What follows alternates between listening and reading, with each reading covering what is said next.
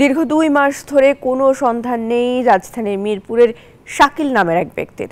পরিবারটির দাবি, একটি বিশেষ বাহিনীর পরিচয় দিয়ে তুলে নিয়ে গিয়ে গুম করা হয় তাকে। এই ঘটনায় আইন শৃঙ্খলা বাহিনীর সহায়তা চাইলেও কোনো প্রতিকার মেলেনি ভুক্তভোগী পরিবারটির। পুলিশ বলছে, দ্রুত নিখোঁজ শাকিলকে উদ্ধার করতে তৎপরতা চালিয়ে যাচ্ছেন তারা।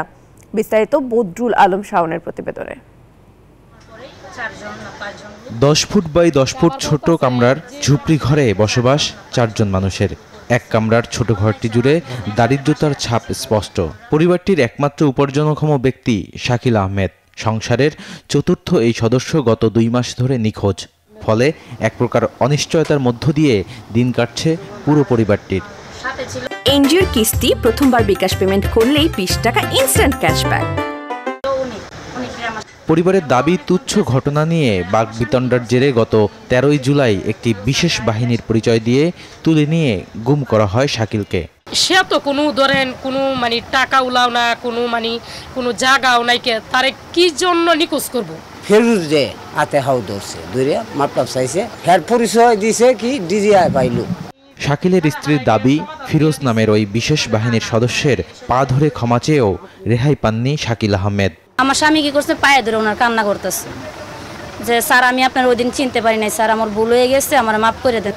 আমার একটাই দাবি, আমার স্বামীর আমি জীবিত অবস্থায় ফিরত চাই।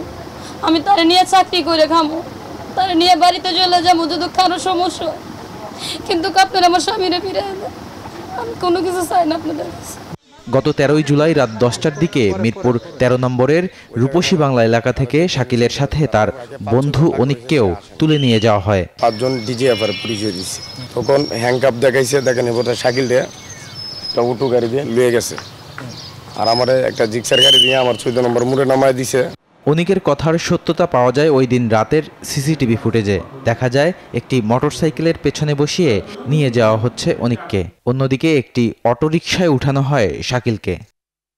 এই ঘটনায় মিরপুর কাফরুল থানায় একটি অভিযোগ দায়ের করে ভুক্তভোগীর পরিবার।